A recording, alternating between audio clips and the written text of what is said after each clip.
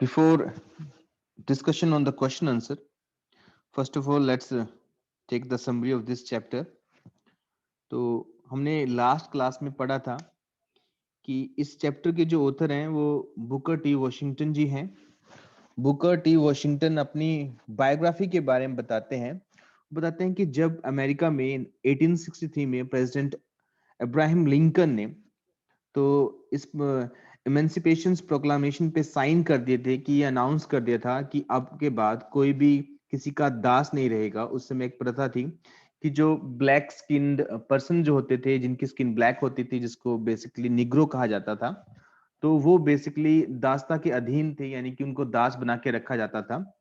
तो 1863 के बाद ये अनाउंस कर दिया गया था कि कोई भी अब दास नहीं रहेगा किसी का। तो उस समय जो बुकर टी वॉशिंगटन थे, जो बुकर थे, बहुत छोटे थे। उन्हें पढ़ने का बहुत शौक था, परंतु वो पढ़ नहीं पाए क्योंकि उस समय स्लेवरी वाली जो प्रथा थी, कस्टम था, वहां पे था। तो जब वो आजाद हुए, फ्री हुए, तो उन्होंने वेस्ट वर्जीनिया में रहना स्टार्ट किया। West Virginia, you can see that here. तो अपनी मदर के साथ उन्होंने वहां रहना स्टार्ट किया। जब उनका पढ़ने का इंटरेस्ट था तो उन्होंने अपनी मदर को कहा कि मुझे बुक चाहिए पढ़ने के लिए। तो उनकी मदर ने किसी तरह उनके लिए एक बुक अरेंज की पढ़ने के लिए। तो उस समय कोई भी वहां पे ऐसा पर्सन नहीं था, ऐसा कोई निग्रो पर्सन नहीं था कि जो पढ़ना लिखना जानता हो, जो उसकी हेल्प कर सकता हो। परंतु बुकर ने ये सुन रखा था कि अगर मुझे पढ़ना लिखना सीखना है, यानी कि पढ़ना स्टार्ट करना है, तो मुझे सबसे पहले अल्फाबेट से स्टार्ट करना पड़ेगा। तो उसने सेल्फ स्टडी के द्वारा बहुत ही अच्छी महारत हासिल कर ली थी पढ़ने के ऊपर। हालांकि कंप्लीट नॉलेज नहीं मिली थी अल्फाबेट्स के बारे में, परंतु बहुत कुछ उसने सीख लिया था सेल्फ स्टडी के द्वारा। और वो किसी भी गोरे पर्सन से, यानी कि फेयर कॉम्प्लेक्शन पर्सन के पास अप्रोच नहीं कर सकता था, क्योंकि वो इतना उसके अंदर डेयर नहीं था। वो अफ्रेड था कि वो हमारी हेल्प नहीं करेंगे। और जो निग्रो पर्सन थे वो इलिटरेट थे, वो अनपढ़ थे, उनको पढ़ना लिखना नहीं आता था। तो फिर क्या हुआ, एक पर्सन उनकी एरिया में आता है और वो पढ़ना लिखना जानता है। और जैसे ही सभी को पता लगता है कि वो पर्सन पढ़ना लिखना जानता है, तो सभी उसके आसपास इकट्ठे हो जाते हैं। हर रोज उसके लिए न्यूज़पेपर लाया जाता है, वो पढ़ के सुनाता है उनको, लेटेस्ट न्यूज बताता है कि न्यूज़पेपर में क्या लिखा हुआ है। तो उस समय लोगों के मन में एक विचार आया कि हमारे बच्चों के लिए भी स्कूल होना चाहिए। तो उससे पहले कोई भी स्कूल नहीं था उन निग्रो के लिए। तो उनके लिए फिर स्कूल खोलने का प्लान बनाया गया। तो ये अनाउंस किया गया, ये एक इस बात पे समझौता किया गया कि सभी लोग स्कूल के लिए फी देंगे, यानी कि फंड देंगे, क्योंकि उससे पहले कभी भी कोई फ्री स्कूल नहीं था निग्रो के लिए। तो डिसाइड किया गया कि जो स्कूल टीचर होगा वो सभी के घर में एक एक दिन जाएगा और उनको पढ़ाएगा। और उसके साथ साथ डे के स्कूल बन गए, नाइट के स्कूल बन गए, जैसे टीचर्स उनको मिलते गए। तो दिन में भी स्कूल फुल रहने लगे, रात को भी स्कूल फुल रहने लगे। और जो ओल्ड एज पर्सन थे वो बेसिकली रात को आते थे वहां पे पढ़ने के लिए, ताकि वो चाहते थे कि मरने से पहले वो बाइबल की जो बुक होती है, ग्रंथ होता है, उसको पढ़ पाए। तो दिन के स्कूल, रात के स्कूल सभी फुल रहने लगे। इवन संडे को भी स्कूल लगने लगा तो वो भी फुल रहने लगा। बहुत सारे लोग इंटरेस्टेड थे, निग्रो लोग इंटरेस्टेड थे स्टडी करने में, पढ़ने में। तो इस तरह वहां पे स्टडी स्टार्ट हो गई। परंतु जो बुकर था, जो ऑथर है इस चैप्टर की, वो कहता है कि मेरे लिए कोई प्रॉब्लम हो गई कि उस समय मैं एक भट्टी में काम किया करता था, उसको बोलते हैं सोल्ट फर्नेस। एक सोल्ट फर्नेस में काम किया करता था अपने फादर के साथ। तो जब मैंने अपने फादर और मदर को बताया कि मैं पढ़ना चाहता हूं, तो उन्होंने कहा कि मुझे काम करना पड़ेगा। तो फाइनली ये डिसाइड किया गया कि जो बुकर है वो 9 बजे तक फैक्ट्री में या भट्टी पे काम करेगा, जो सोल्ट फर्नेस है वहां पे काम करेगा। और उसके बाद 9 बजे के बाद वो स्कूल में जाएगा। और 9 से 2 जैसे पढ़ने के बाद, 2 बजे के बाद फिर वो 2 घंटे अपना उस फर्नेस में, उस भट्टी में काम करेगा। तो ये डिसाइड किया गया, काम के साथ साथ वो पढ़ाई करेगा। उसको ये बच्चों को स्कूल जाते, क्योंकि जब वो अपनी फर्नेस में काम करता था बुकर, तो वो बच्चों को स्कूल जाते और आते हुए देखता था, क्योंकि जो उसकी फर्नेस थी, उसकी भट्टी थी, वो स्कूल के रास्ते में पड़ती थी। तो उसको बहुत चुभन होती थी कि बहुत सारे बच्चे जा रहे हैं, मैं भट्टी पर काम कर रहा हूँ। तो फाइनली उनके पेरेंट्स ने उसको अलाउ कर दिया कुछ मंथ के लिए कि वो जा सकता है।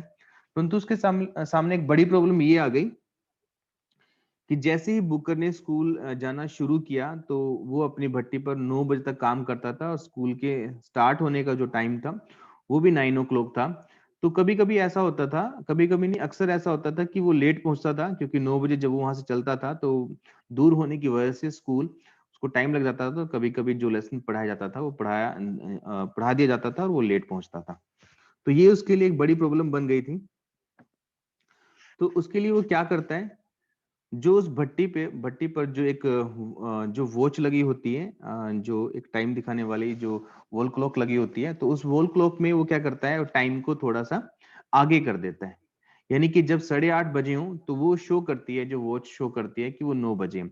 तो इसलिए वो वहां पे टाइम पे पहुंचने लगा। उसने इस तरह की चीटिंग की, वो बताता है कि मैंने टाइम के साथ छेड़छाड़ की। हालांकि वो कहता है कि उस टाइम पर बहुत सारे लोगों के आने और जाने का टाइम निर्भर करता था, क्योंकि बहुत सारे लोग उस भट्टी पर काम करते थे और टाइम के अकॉर्डिंग ही वो आते या जाते थे। तो मैंने इस तरह की चीटिंग की, टाइम को आधा घंटा आगे कर दिया ताकि मैं स्कूल पे टाइम पे पहुंच पाऊं। क्योंकि जब उस घड़ी में 9 बजे होंगे, वो दिखा रही होगी 9 बजे होंगे, तो एक्चुअल में उस समय 8:30 बजे होंगे और मैं आधे घंटे में अपने स्कूल जाऊंगा। तो उसने इस तरह की चीटिंग की।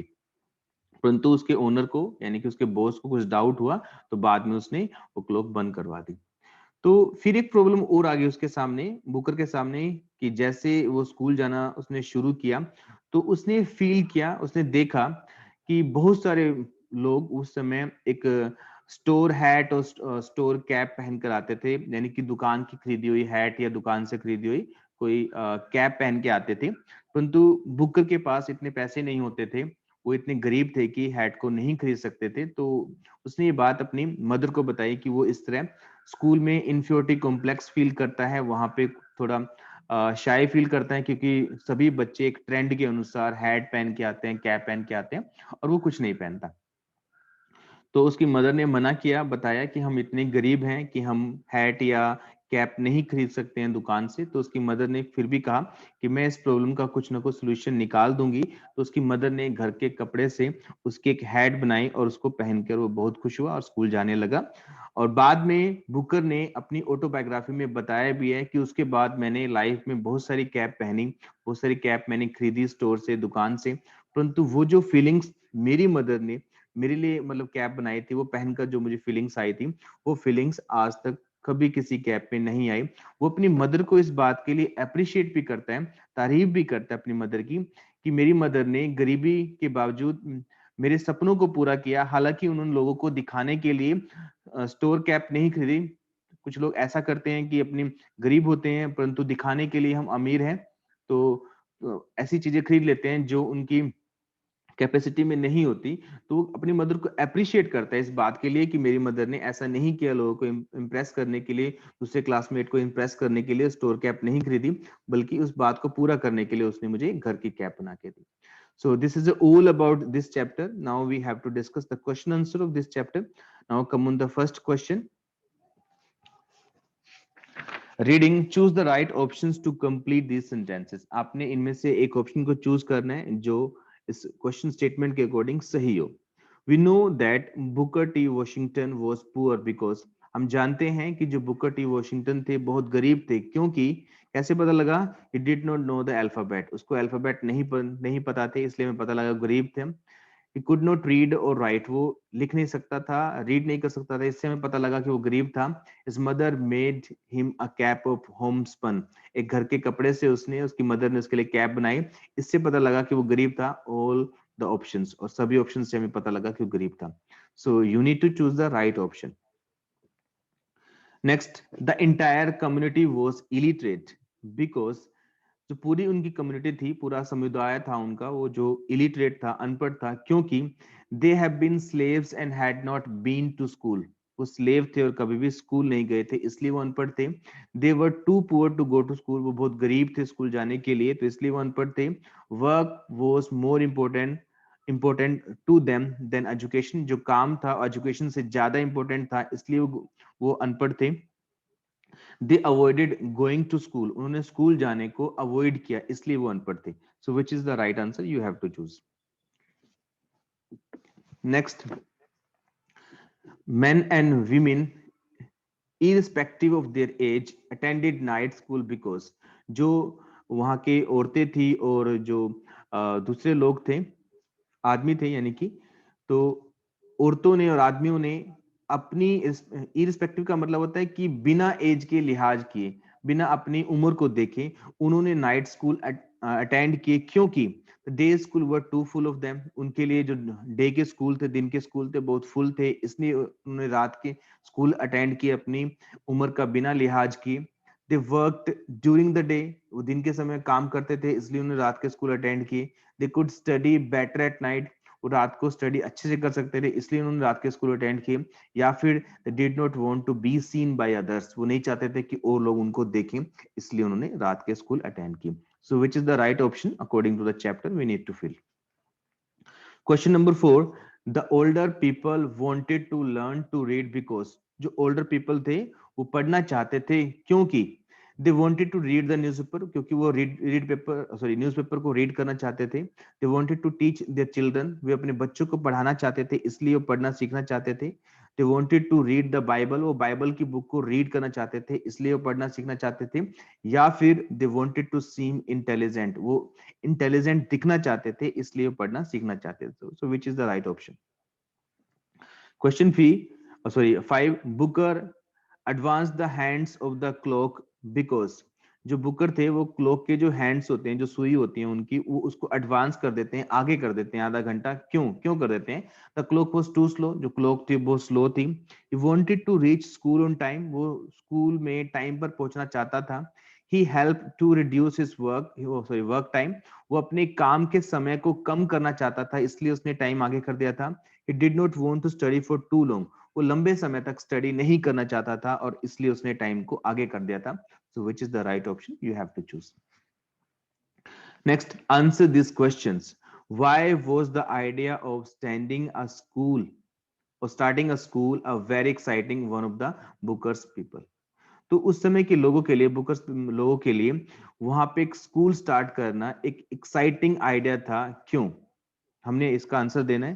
Question 2, how did they plan to house the teacher, उन्होंने हाउस द टीचर का प्लान कैसे किया, यानी कि कैसे उन्होंने ये प्लान बनाया कि वो जो टीचर है सभी के घर जाएगा।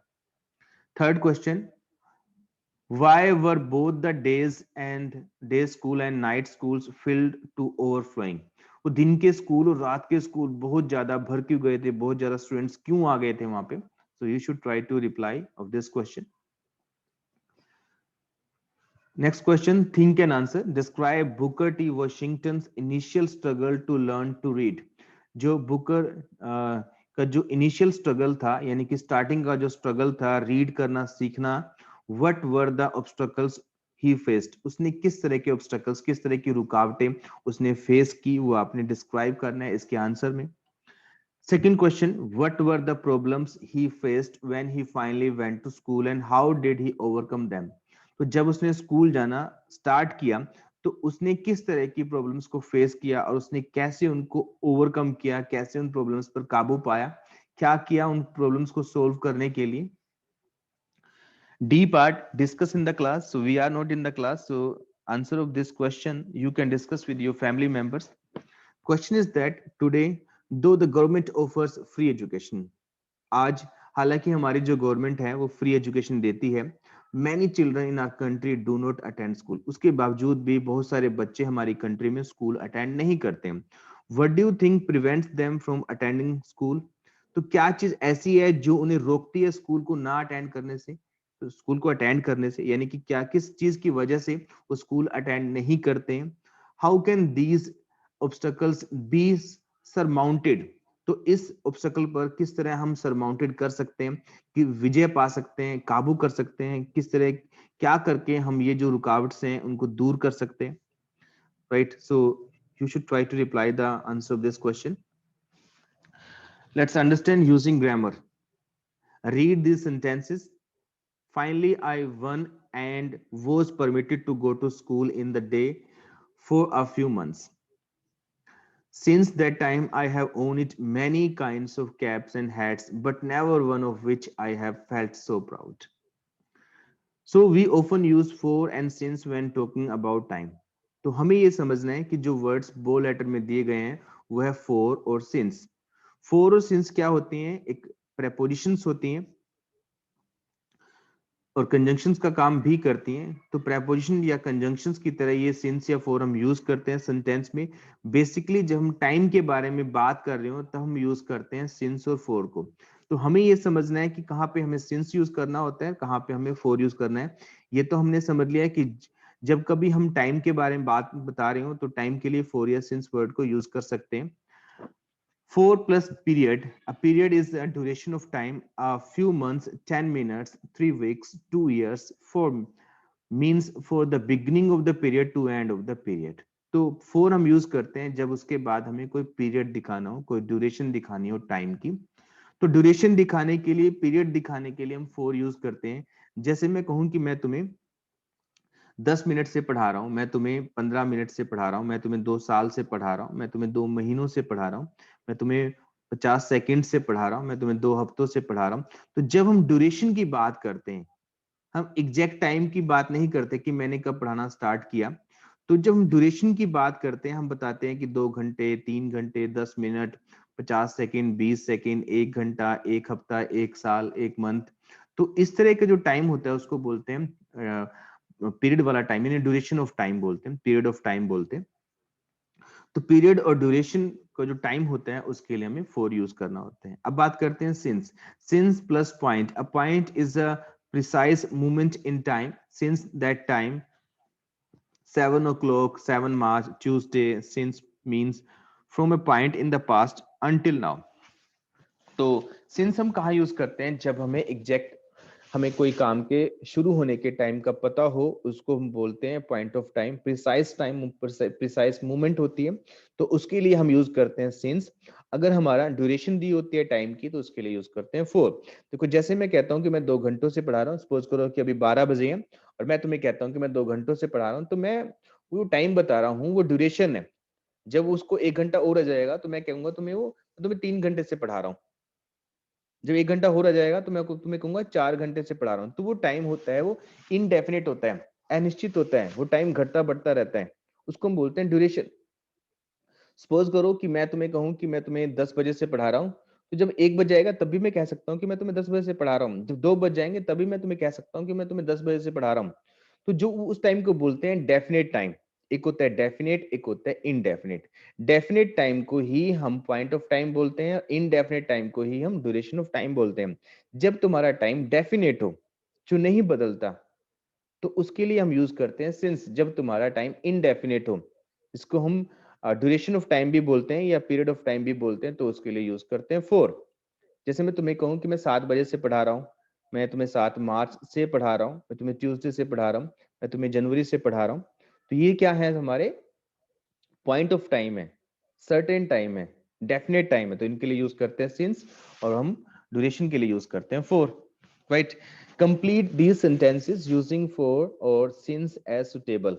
तो आपने यहाँ पे सेंटेंसेस फिल करने हैं, सॉरी वर्ड्स फिल करने हैं सिंस या for according to their suitable, sorry, suitability.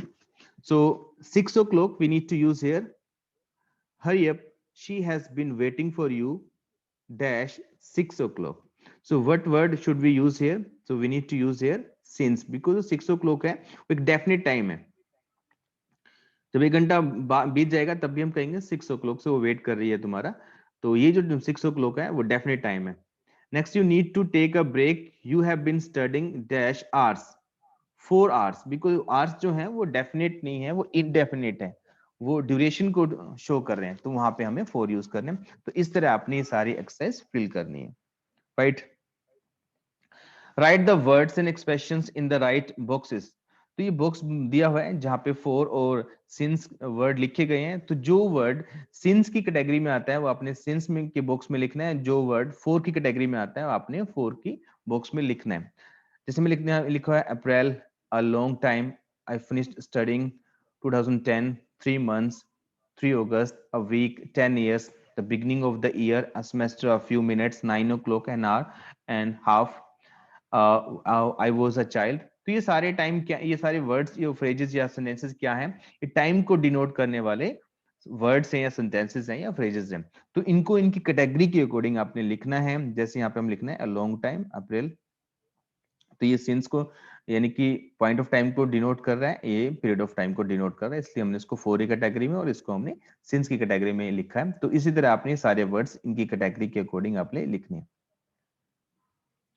Make sentences with for and since using words and phrases from two boxes. तो जो बॉक्सेस में आपने फ्रेजेस लिखे हैं, वर्ड्स लिखे हैं, उनके साथ आपने सेंटेंस बनाना है। जैसे यहाँ पे बना हुआ है अ लॉन्ग टाइम से बन गया एक sentence, I have been living here for a long time. तो इस तरह आपने इन वर्ड्स को यूज करके यहाँ पे ये सेंटेंसेस बनाने हैं। Now using words, when two words are joined to make a new word it is called a compound word। जब हम दो वर्ड्स को जोड़ के एक नया वर्ड बनाते हैं तो उस वर्ड के कॉम्बिनेशन को बोलते हैं कंपाउंड वर्ड। जैसे join the words in the column A and B to make compound words, write the compound words in column C। तो आपने कॉलम ए में जो वर्ड्स दिए गए हैं और कॉलम बी में जो वर्ड्स दिए गए हैं उनको ज्वाइन करके एक नया वर्ड बनाना है, उनको जोड़ के एक नया वर्ड बनाना है और उसको कॉलम सी में लिखना है। जैसे कि कॉलम ए में पहला वर्ड है अर्थ और कॉलम बी में पहला वर्ड है टाइम, तो अर्थ किसके साथ मैच करता है? Earth time, earth meet, earth storm, earth pour, earth fly, earth bottle, earth ball, earth brush, earth quake. या so we can find that combination earthquake is a word. So हमने यहाँ पे एक नया वर्ड बन गया अर्थक्वेक। दोनों ही अलग अलग वर्ड हैं अर्थ और क्वेक, तो दोनों ही वर्ड को हम ज्वाइन करके एक नया वर्ड बना देते हैं। इस वर्ड के ज्वाइन करने के प्रोसेस को बोलते हैं कंपाउंड और इस वर्ड को बोलते हैं कंपाउंड वर्ड। तो यहाँ पे एक नया वर्ड बन गया अर्थक्वेक। तो इसी तरह आपने ये एक्सरसाइज करनी है। इसमें जो कॉलम ए में वर्ड्स दिए गए हैं उनको कॉलम बी वाले वर्ड से मैच करने हैं और यहाँ पे लिखने हैं। So this exercise you have to do by yourself and rest of questions you have to write in your practice notebook and soon I will send you the answer key. Then you need to match the answer and those answer which I will send you in the form of PDF you have to write in your fair notebook and then you have to learn those answers, right? So now if you want to ask any question regarding today's class you can come forward.